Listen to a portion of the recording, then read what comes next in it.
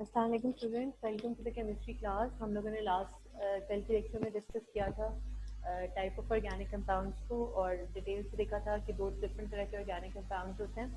उनमें हमने aliphatic compounds को देखा था जो कि फर्दर क्लासिफाई थे आगे एसाइक्लिक और साइक्लिक कंपाउंड्स में। एसाइक्लिक कंपाउंड्स में सिर्फ दो कैटेगरीज हैं जो कि ब्रांच चेन कंपाउंड्स हैं और स्ट्रेट चेन कंपाउंड्स होते हैं, और साइक्लिक कंपाउंड्स होते हैं जिनका एक क्लोज स्ट्रक्चर होता है और वो साइक्लो एल्कीन्स भी हो सकते हैं जैसे cyclobutane, cyclohexane, cyclopentane, and they can be cyclo alkenes. Alkenes में क्या होता है साइक्लो एल्कीन्स में कि they are having a carbon to carbon double bond, और डबल बॉन्ड किसी भी दो कार्बन के दरमियान हो सकता है। और अगर हम जनरल फार्मूला की बात करें तो जो साइक्लो एल्कीन्स उनका जनरल फार्मूला बिल्कुल एल्कीन्स की तरह का था और वो CnH2n था, लेकिन जो केमिकल प्रॉपर्टीज़ हैं वो साइक्लो एल्केन्स की और एल्कीन्स की डिफरेंट है। बिकॉज एल्कीन्स के अंदर because of the presence of double bond वो डीकलराइज कर देते हैं ब्रोमीन वाटर को, लेकिन साइक्लोएल्केन का ऑल्दो मॉलिक्यूलर फार्मूला एक ही तरह का है, उनका जनरल फार्मूला एक तरह का है, लेकिन डबल बॉन्ड नहीं है तो वो डीकलराइज नहीं कर सकते। बिल्कुल इसी तरह से हमने इरीन्स को देखा था, और इरीन्स बेसिकली क्या थे। इरीन्स वो कंपाउंड थे जिनके अंदर एक बेंजीन रिंग था। मैंने बेंजीन रिंग को बहुत डिटेल से आपको बताया, और ऑल्दो बेंजीन की जो डिटेल प्रॉपर्टीज़ हैं, इसकी केमिकल रिएक्शन हम A2 में पढ़ेंगे। अभी के लिए आपको सिर्फ आइडेंटिफाई करना आना चाहिए, डिस्टिंग्विश करना आना चाहिए उसके अंदर। और इरीन्स वो कंपाउंड्स थे जिनके अंदर एटलीस्ट वन बेंजीन रिंग था, और बेंजीन रिंग हमने देखा कि एक हेक्सागोनल रिंग था, सेंटर में एक सर्कल था, और बेंजीन के साथ कोई भी अटैच हो गया उस चीज़ तो हम उस कंपाउंड को इरीन कहेंगे। ठीक है, आज अब हम नेक्स्ट टाइप ऑफ कंपाउंड पे चल रहे हैं, टाइप्स ऑफ फार्मूलाज हम बेसिकली डिस्कस कर रहे हैं। अब देखो, टाइप ऑफ फार्मूलाज में आपने डिफरेंट टाइप ऑफ फार्मूलाज पढ़े हुए हैं। इनमें से एक सबसे इंपॉर्टेंट टाइप ऑफ फार्मूला जो है वो हम लोगों ने ओ लेवल में पढ़ा, ये था empirical formula. Empirical formula, as all of you know, that it represents the simplest ratio. It represents the simplest ratio between atoms in a compound. कि किसी एक कंपाउंड में जो एटम्स के दरमियान सिंपलेस्ट रेशो है उसको एम्पेरिकल फार्मूला रिप्रेजेंट करता है। फॉर एग्जांपल, आप सबको पता है जो ग्लूकोज है, ग्लूकोज को हम रिप्रेजेंट करते हैं C6H12O6 है। ठीक है, और अगर मैं इसका एम्पेरिकल फार्मूला लूँ तो एम्पेरिकल फार्मूला बेसिकली क्या होगा, इसकी सिंपलेस्ट रेशो क्या होगी, ये आ जाएगी 1:1 की।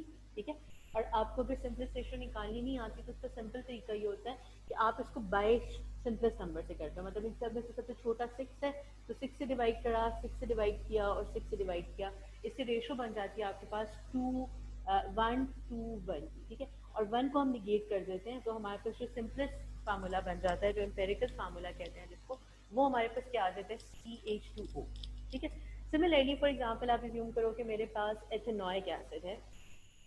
ठीक है, एथेनोइक एसिड है। एथेनोइक एसिड को हम जनरली कैसे लिखते हैं, ये एथेनोइक एसिड है CH3CO2H, ऐसे ही है। ठीक है, अगर आप इसमें नंबर ऑफ कार्बन देखो तो 2 है, नंबर ऑफ हाइड्रोजन जो है वो 6 है, और नंबर ऑफ ऑक्सीजन जो है वो 2 है। ठीक है, अब आप देखो इसमें अगर for example number of carbon कितने हो गए, 2 हो गए, नंबर ऑफ हाइड्रोजन जो है 4 हो गए।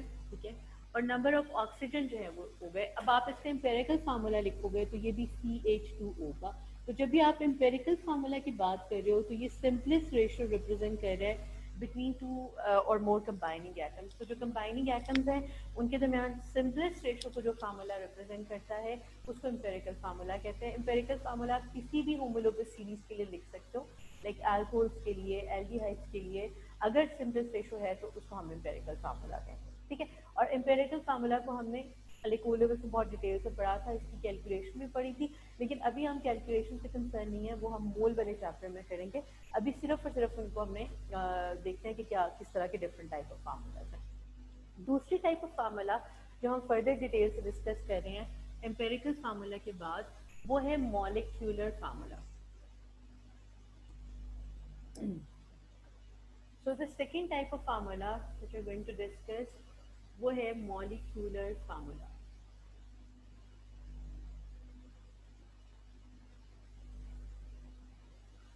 अब मॉलिक्यूलर फार्मूला बेसिकली क्या है कि मॉलिक्यूलर फार्मूला रिप्रेजेंट करता है, represents the actual ratio of atoms or elements in a compound. Molecular formula basically actual ratio of atoms और एलिमेंट्स इन अ कंपाउंड को रिप्रेजेंट करता है। अब अभी आप देखो थोड़ी देर पहले फॉर एग्जांपल मैंने एथेनोइक एसिड लिखा और हम जनरल जो रिप्रेजेंटेशन एथेनोइक एसिड के लिए रिप्रेजेंट करते हैं वो क्या है, बेसिकली वो हम इस तरह से रिप्रेजेंट करते हैं CH3CO2H। पहली बात बच्चे keep this thing clear in your mind कि ये जो मैंने फार्मूला लिखा है ये मॉलिक्यूलर फार्मूला नहीं है, क्योंकि जब मैं मॉलिक्यूलर फार्मूला लिखूंगी तो मैं सिमराइज करूंगी सब एलिमेंट्स को, देखूंगी उसका कितना नंबर है। मतलब से अगर मुझे मॉलिक्यूलर फार्मूला लिखना है एथेनोइक एसिड का, ये क्या होगा, एथेनोइक एसिड का मॉलिक्यूलर फार्मूला में हम कार्बन लिखेंगे, हाइड्रोजन लिखेंगे और ऑक्सीजन लिखेंगे। अब आप देखो सबसे पहले कितने कार्बन है 2, हाइड्रोजन कितने हैं बेसिकली 4, ऑक्सीजन कितने हैं 2, तो इसका मॉलिक्यूलर फार्मूला क्या बनेगा, it must be C2H4O2।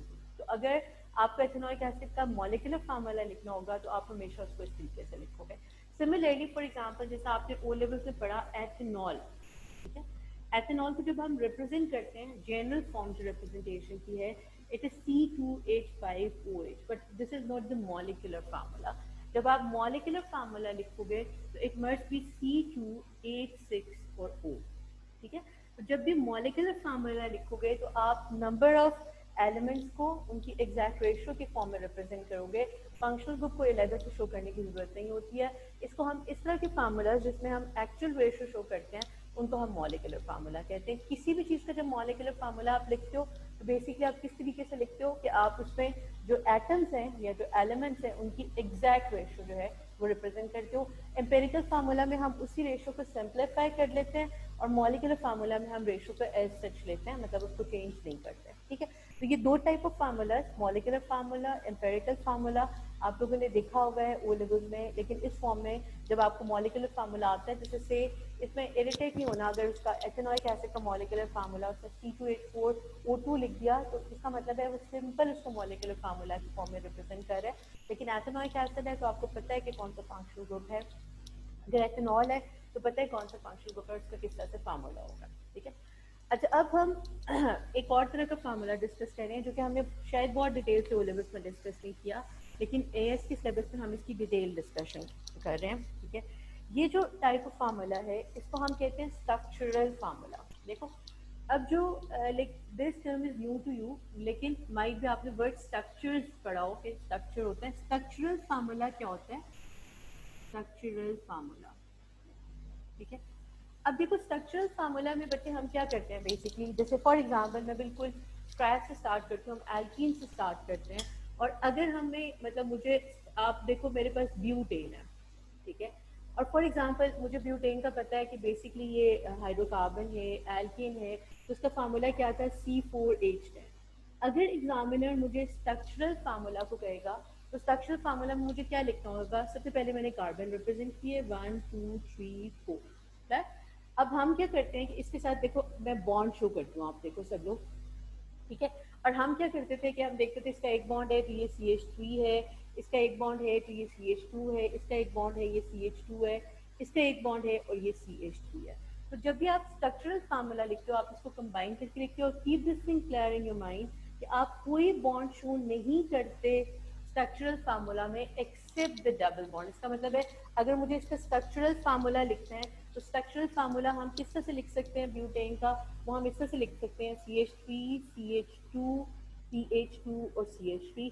Carbon carbon bond को या कार्बन हाइड्रोजन बॉन्ड को आपने शो नहीं करना होता।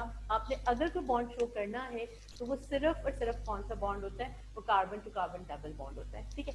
फॉर एग्जाम्पल आप रिज्यूम करो बिल्कुल एग्जैक्टली इसी तरह से मुझे पेंटीन का स्ट्रक्चर लिखना है, ठीक है। और अगर मैं इसको और ज़्यादा सिमराइज कर दूं फॉर एग्जांपल, अब देखो पेंटीन कैसे लिखते थे कि 5 कार्बन है और 5 कार्बन के साथ एक डबल बॉन्ड है। पहले मैं वो फॉर्मेशन लिखती हूँ जो हम यूज़ करते थे ओ लेवल्स पे और फिर हम उसको कन्वर्ट करते हैं अपनी स्ट्रक्चरल फार्मूला की फॉर्मेशन में।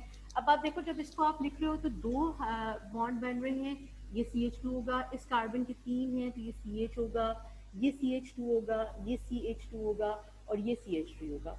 फॉर एग्जाम्पल अगर मुझे स्ट्रक्चरल फार्मूला इसका लिखना है तो स्ट्रक्चरल फार्मूला कैसे लिखूंगी, सिंगल बॉन्ड को निगेट कर देंगे CH3 CH2 CH2, लेकिन जो डबल बॉन्ड है उसको आपने मेंशन करना होता है और ये स्ट्रक्चरल फार्मूला बन गया आपके पास एल्कीन्स का। तो एल्कीन्स पे जब डबल बॉन्ड जहाँ पे आ जाएगा आप शो करोगे उसको, और डबल बॉन्ड जो है वो हमेशा आप स्ट्रक्चरल फार्मूला में शो करते हो, किसी और चीज़ को शो नहीं करते, ठीक है।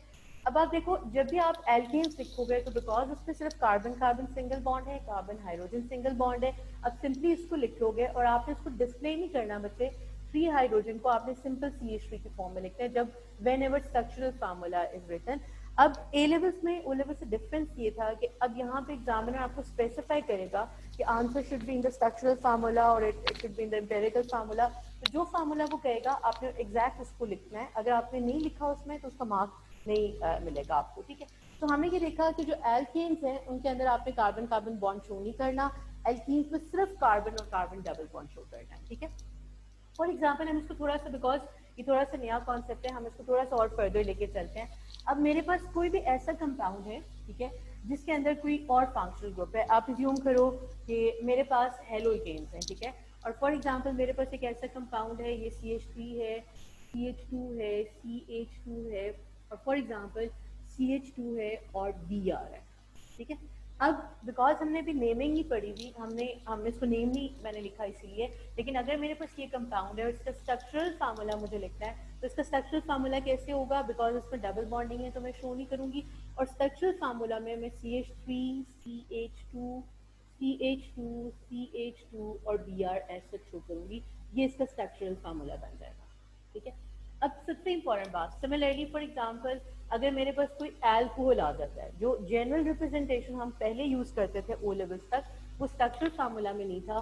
फॉर एग्जांपल मेरे पास ये अल्कोहल आ गया, CH3 था, CH2 था, CH था, फॉर एग्जांपल OH यहाँ पे, या चलो पहले इसको बाद में करते हैं। फॉर एग्जांपल एक इस तरह से आ गया, अब इसको कैसे रिप्रेजेंट किया स्ट्रक्चरल फार्मूला की फॉर्म में, बिल्कुल ऊपर की तरह मुझे कार्बन कार्बन सिंगल बॉन्ड को ओमिट कर देना है, CH2 आ गया, CH2 आ गया, CH2 आ गया और OH आ गया, ये बन गया इसका स्ट्रक्चरल फार्मूला, ठीक है। अच्छा अब हम थोड़ा सा इसको फर्दर आगे लेके चल रहे हैं। देखो जो Br है या जो फंक्शनल ग्रुप है हेलोइकेन के लिए, या जो OH है जो फंक्शनल ग्रुप है आपके पास अल्कोहल के लिए, ये ज़रूरी नहीं होता कि टर्मिनल हो, टर्मिनल का मतलब ज़रूरी नहीं होता कि बिल्कुल मतलब एंड ऑफ द चेन पे हो, it can be between any carbon atom. For example इसमें हम थोड़ा सा एग्जाम्पलीफाई इसको मैं करती हूँ कि मेरे पास ये CH3 था, ये CH2 था, CH था और OH लगा हुआ है। फॉर एग्जांपल मेरे पास एक ऐसा कंपाउंड है इसके साथ OH भी लगा हुआ है, फॉर एग्जांपल ये CH2 है और एक कार्बोक्सिलिक एसिड ग्रुप भी इसके साथ लगा हुआ है, लाइक दिस। इसका स्ट्रक्चरल फार्मूला जब मैं लिखूंगी तो अगेन वही बात कि आपने बॉन्ड शो नहीं करने, सिर्फ और सिर्फ डबल बॉन्ड शो करना है। अब कैसे शो करोगे, आप लिखोगे बिल्कुल एग्जैक्टली इसी तरह से CH3 CH, और जो Cl उसको ब्रैकेट में नहीं करना, ठीक है। ब्रैकेट में क्यों नहीं करना, क्योंकि ब्रैकेट में हम हर वो चीज करते हैं जो दो से एक से ज्यादा एलिमेंट होता है, क्लोरीन एक एलिमेंट है, इसको ब्रैकेट में नहीं करोगे, इसको ऐसे ही लिख दोगे। अगर OH है वो दो एलिमेंट्स हैं, इनको ब्रैकेट में करोगे मतलब ये Cl आ जाएगा, ये एग्जैक्टली इसी तरह से आ जाएगा, CH आएगा, ये दो एलिमेंट्स हैं, इसको आपने ब्रैकेट में कर दिया, CH2 आ गया ये वाला, ठीक है। अब आप देखो, अब ये जो कार्बोक्सिलिक एसिड है, जब हमने फंक्शनल ग्रुप्स पढ़े थे तो मैंने सबको इकट्ठा करके और उसके बाद सिमराइज करके लिखा था, जो कि बेसिकली ब्रैकेट के साथ OH लिख देंगे। अब आप देखो यहाँ पे डिफरेंस क्या था कि जो Cl उसके साथ ब्रैकेट नहीं थी बिकॉज वो एक एलिमेंट है, OH के साथ ब्रैकेट क्यों थी, बिकॉज OH दो एलिमेंट है। सेम केस है यहाँ पे OH के साथ ब्रैकेट क्यों थी, क्योंकि OH जो है वो दो एलिमेंट्स है, ऑक्सीजन और हाइड्रोजन, हमने इस तरीके से लिखा। अब इस तरह के जो मल्टी फंक्शनल ग्रुप कंपाउंड्स होते हैं जिनके अंदर एक से ज्यादा फंक्शनल ग्रुप होते हैं, उनके जनरली स्ट्रक्चरल फार्मूला पूछे जाते हैं। मैं आपको बताती हूँ, आप सब लोग इसको एक दफा दोबारा से देख लो, उसके बाद हम नेक्स्ट टाइप पे जाते हैं कि अगर मल्टी फंक्शनल ग्रुप्स आ जाएंगे तो वो किस तरीके से लिखोगे आप।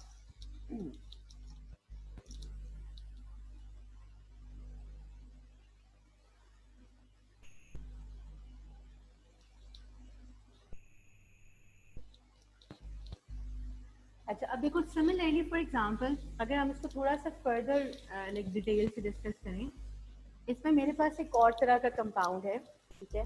फॉर एग्जांपल मेरे पास एक ऐसा कंपाउंड है CH3 है, ठीक है, उसके अंदर फॉर एग्जांपल डबल बॉन्ड भी है लाइक दिस, ठीक है, उसके अंदर कोई हेलोजन अटैच है लाइक Br, और फॉर एग्जांपल उसके अंदर साथ एल्डिहाइड अटैच है, ठीक है।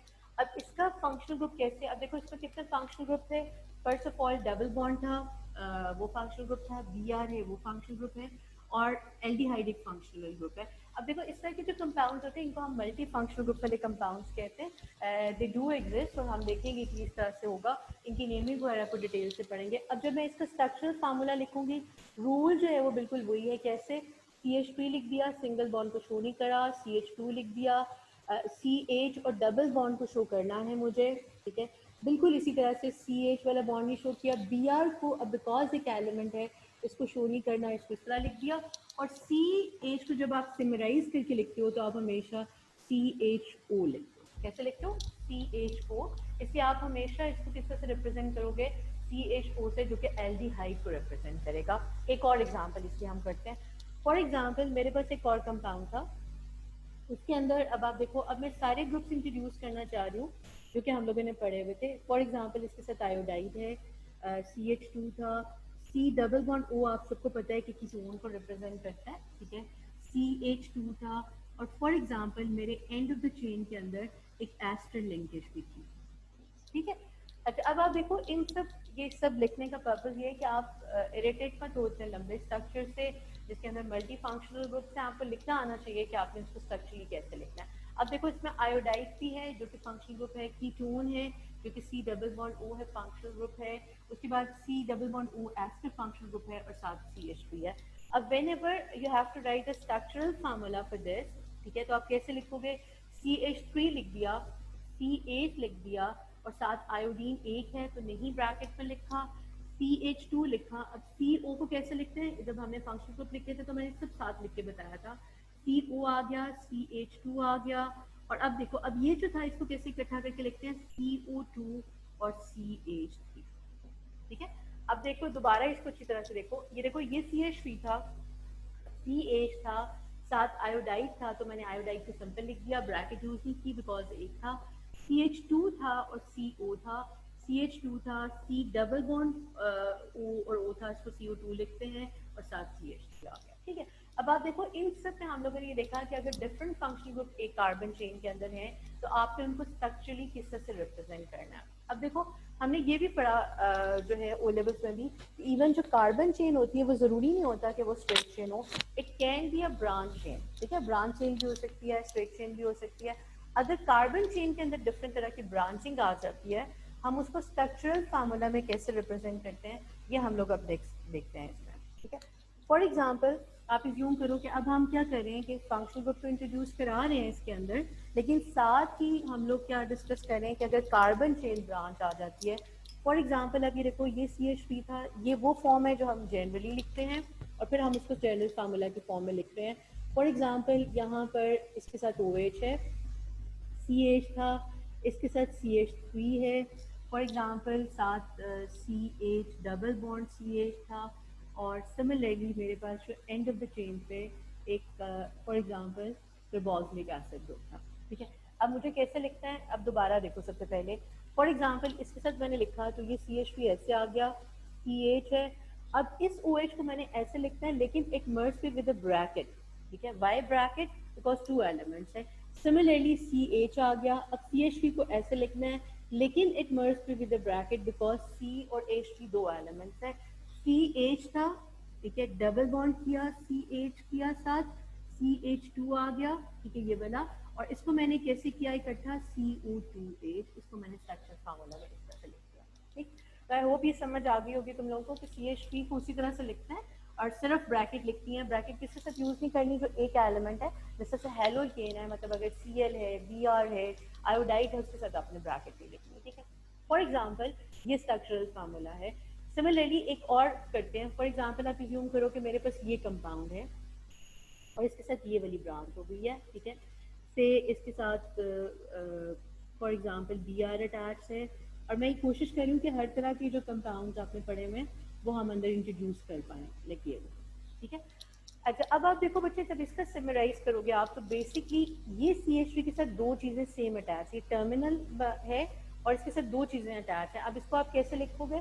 जब आप स्ट्रक्चरल फार्मूला की फॉर्म में लिखोगे तो आप यहाँ से स्टार्ट करोगे, ये CH3 है, ये CH है, और ब्रैकेट पे लिखने की बजाय बिकॉज ये दोनों टर्मिनल पे हैं तो आप क्या कर लोगे कि आप इसको स्क्वायर कर दोगे। स्क्वायर रिप्रेजेंट कर रहा है कि इस CH3 के साथ दो सेम चीज़ें अटैच हैं, CH आ जाएगा और साथ उसके Br आ जाएगा, फिर CH2 आ जाएगा, CO आ जाएगा और साथ CH3 आ जाएगा। ठीक है, देखो CH था, उसके साथ दो सेम चीजें अटैच थी, अगर सेम नहीं होती तो फिर आप उसको ट्वाइस नहीं कर पाते। ठीक है, CH था, Br था और CH2 के साथ CO की टोन को रिप्रेजेंट कर रहा है और साथ आपके पास CH3 आ गया। ठीक है, अब ये देखो यहाँ पे जो कार्बन चेन थी वो सिर्फ एक थी तो मैं ट्वाइस नहीं कर पाई, यहाँ पे क्यों ट्वाइस किया, बिकॉज वो दो थी। ठीक है, सिमिलरली बास केसेस में ऐसे होता है कि मेरे पास कंपाउंड ऐसे था, CH3 था, C था और ये थ्राइस था फॉर एग्जांपल, मतलब एक कार्बन के साथ तीन सेम टाइप के ग्रुप्स थे, CH2 था फॉर एग्जांपल, CH2 था, C डबल बॉन्ड और एस्टर था फॉर एग्जांपल। ठीक है, इसको कैसे लिखोगे, अब इस कार्बन के साथ तीन CH3 डायरेक्टली अटैच हैं तो CH3 का थ्राइस, ठीक है, C बिकॉज इट रिप्रेजेंट्स कि इस C के साथ तीन CH3 लगे हुए हैं, और CH2 ये दोनों CH2 को रिप्रेजेंट किया, इसको जब स्ट्रक्चरली लिखा तो CO2 और CH2 को रिप्रेजेंट किया। ठीक है, अच्छा अब आप देखो, आई होप स्ट्रक्चरल फार्मूला का कॉन्सेप्ट तुम लोगों को क्लियर हो गया होगा। देखो जो मॉलिक्यूलर फार्मूला था बिल्कुल सिंपल था, हम लोगों ने ओ लेवल्स में भी पढ़ा हुआ है कि आपने simple number of carbon atoms या नंबर ऑफ एलिमेंट्स की एग्जैक्ट रेशियो रिप्रेजेंट करनी है। एम्पेरिकल फार्मूला में हम सिंपलेस्ट रेशियो को रिप्रेजेंट करते हैं, और स्ट्रक्चरल फार्मूला इससे पहले हमने बहुत डिटेल से नहीं पढ़ा हुआ, क्योंकि जो ऊपर रिप्रेजेंटेशन में लिख रही हूँ ये वो है जो हम ओ लेवल पे यूज़ करते हैं। यहाँ पर ए लेवल पे हम स्ट्रक्चरल फार्मूला को ज़्यादा प्रिसाइजली, ज़्यादा डिटेल से पढ़ते हैं, और स्ट्रक्चरल फार्मूला में आप बेसिकली सिर्फ और सिर्फ carbon to carbon double bond को शो करते हो, किसी और बॉन्ड को शो नहीं करते। और मैंने आपको बताया कि आपने किस तरह से शो करना है, मतलब फॉर एग्जांपल अगर कोई भी कार्बोक्सिलिक एसिड है तो आप जब स्ट्रक्चरल फार्मूला में रिप्रेजेंट करोगे तो CO2 लिखोगे, अगर एल्डिहाइड है तो CHO लिखोगे, अगर एसिड है तो CO2 लिखोगे। अब आप देखो ये सब रिप्रेजेंटेशन जब आपको फंक्शनल ग्रुप पढ़ाए तो उसके साथ रिप्रेजेंट किया, इसलिए फंक्शनल ग्रुप जहाँ पे लिखे हुए हैं वहाँ पे ये सब चीज़ें दोबारा लिखो। अगर मिडल ऑफ द चेन के अंदर कोई भी चीज़ होती है तो आप हमेशा ब्रैकेट लिखते हो, लेकिन ब्रैकेट आप तब यूज़ करते हो जब आपके पास ग्रुप जो है उसमें दो या दो से ज़्यादा एलिमेंट्स हैं। अगर एक एलिमेंट है फॉर एग्जाम्पल जिसका हेलोजन है तो ब्रैकेट यूज़ करने की ज़रूरत नहीं होती है, अब बिल्कुल उसी तरीके से आप उसको लिख देते हो। अब ये जो एग्जाम्पल मैंने यहाँ पे दी है, जो पहला वाला ग्रुप था इसके अंदर CH था, CH3OH था, फिर CH था, CH3 था, और साथ सिमिलरली डबल बॉन्ड और फंक्शनल ग्रुप था। CH3 आ गया, CH के साथ OH को ब्रैकेट में क्यों लिखा, क्योंकि ये दो थे। इसको क्यों ब्रैकेट में लिखा, क्योंकि ये दो थे। डबल बॉन्ड को आपने इसी तरीके से रिप्रेजेंट करा, CH2 था, इसको जब हमने स्ट्रक्चरली रिप्रेजेंट करना है तो CO2H लिखा। ठीक है, फिर हमने एक और एग्जांपल डिस्कस की कि अगर कार्बन चेन ब्रांच है तो आपने उसको किस तरह से रिप्रेजेंट करना है। अब आप देखो इसमें दो सेम है तो हमने इसको ट्वाइस कर दिया, CH करा, Br करा, CH2। अब Br के साथ ब्रैकेट यूज नहीं की बिकॉज Br सिंगल है, एक एलिमेंट है, CH2 है, COCH3 था, और इस तरह से आपने कीटोन को रिप्रेजेंट कर दिया। एग्जैक्टली इसी मैनर में अगर आप फॉर एग्जांपल इस कार्बन को देखो, इसके साथ तीन CH3 अटैच थे, CH2 था, CH2 था, C डबल बॉन्ड OCH3 था, इसको आपने कैसे लिखा, इस सबको थ्राइस कर दिया, इट रिप्रेजेंट्स के सेम थे दूसरी इस कार्बन के साथ अटैच थे, CH2 था, CH2 था, CO2 CH3 था और CH3 था। ठीक है, अब लास्ट एग्जांपल मैं बस आज यही कराऊंगी ताकि ये सब कॉन्सेप्ट तुम लोगों को क्लियर हो जाए। अगर सेम नहीं होता लाइक दिस, फॉर एग्जांपल अगर सेम नहीं होता, मतलब चेन ऐसे स्टार्ट होती कि ये CH3 था, CH था, C2H5 था, ठीक है, फॉर एग्जांपल CH के साथ OH अटैच था, साथ CH2 था, CH और डबल बॉन्ड CH2 था। ठीक है, अब इसको स्ट्रक्चरली कैसे लिखते हैं, बिकॉज ये दोनों चीजें सेम नहीं है तो मैं ट्वाइस ही यूज कर सकती थी। अब मैं जब भी स्ट्रक्चरल फार्मूला लिखती तो it must be CH3 C, अब ये बॉन्ड शो नहीं करा, CH के साथ बिल्कुल उसी तरह से उसी पैटर्न में C2H5 लिखती, क्यों, बिकॉज ब्रैकेट इसलिए यूज की क्योंकि ये दो हैं, और मैंने अब ट्वाइस क्यों नहीं यूज किया in contrast to this, because ये दोनों सेम नहीं है। ठीक है, CH लिया और साथ OH लिया, बिल्कुल इसी तरह से CH2 किया, CH और डबल बॉन्ड CH2, ये इसका स्ट्रक्चरल फार्मूला बनता है। तो इस तरह आपको ये पता चला कि फॉर एग्जांपल एक जनरल रिप्रेजेंटेशन से आप किसी भी चीज़ के लिए स्ट्रक्चरल फार्मूला कैसे लिखते हो। अब keep this thing clear in your mind कि हमेशा आप सिर्फ और सिर्फ कार्बन कार्बन डबल बॉन्ड को शो करते हो, किसी और बॉन्ड को शो नहीं करते। और जब भी मिडिल ऑफ द चेन के अंदर कोई चीज़ आती है तो आप ब्रैकेट यूज़ करोगे अनटिल कि वो दो एटम हो, और अगर एक एटम है जिसका हैलोजन है तो ब्रैकेट यूज़ नहीं करोगे। और आप बिल्कुल अगर टर्मिनल पार्ट पे आ जाए तब ब्रैकेट यूज़ करने की ज़रूरत नहीं है। मतलब फॉर एग्जांपल जैसा मैंने बिल्कुल बिगिनिंग में आपको एग्जांपल दी, मैं उसको दोबारा एक दफ़ा बता देती हूँ। अगर आपके पास ये स्ट्रक्चर है फॉर एग्जांपल जिसमें लाइक इस तरह से स्ट्रक्चर है CH2 है और इसके साथ अल्कोहल ग्रुप है और ये OH बिल्कुल टर्मिनल पे है, ठीक है। अब आपको OH को ब्रैकेट लगाने की जरूरत नहीं है क्योंकि ये बिल्कुल टर्मिनल है, ठीक है। अब जब आप स्ट्रक्चरल फार्मूला लिखोगे तो कैसे लिखोगे, CH3CH2, ठीक है, और फिर आप CH करोगे, अब ब्रैकेट में करोगे CH3 को, ठीक है, CH2 और OH। अब OH को ब्रैकेट में करना क्यों जरूरी नहीं है, क्योंकि OH बिल्कुल टर्मिनल कार्बन के साथ ये एंड ऑफ द चेन के साथ अटैच है, इसको आपने ब्रैकेट में नहीं करना। ब्रैकेट में आपने हमेशा वो चीज करनी होती है जो मिडिल ऑफ द चेन के अंदर है, मतलब किसी और carbon except the terminal carbon के साथ अटैच है। और उसके लिए भी कंडीशन ये है कि अनलेस वो दो नहीं है आप उसको ब्रैकेट नहीं करोगे। जैसे हेलोजन है वो एक एलिमेंट है, उसको जो है वो आप इसी तरीके से करोगे। आई होप कि क्लियर हो गया होगा। और this is all for today. हमने दो तीन तरह के फार्मूलाज पढ़े जिसमें बेसिक फोकस हमारा स्ट्रक्चरल फार्मूला पे था, और स्ट्रक्चरल फार्मूला बिल्कुल नया कॉन्सेप्ट था आपके ओ लेवल्स के लिए। ओ लेवल्स में नहीं था ये बहुत डिटेल, लेकिन मॉलिकुलर फार्मूला और एम्पिरिकल फार्मूला दोनों हम लोगों ने पढ़ा है। तो इसको अच्छी तरह से प्रैक्टिस कर लो जो मैंने एग्जाम्पल्स दिए हैं, और मैंने काफ़ी एग्जाम्पल इसलिए सारा क्लियर किया ताकि ये सब कॉन्सेप्ट तुम लोगों को क्लियर हो जाए।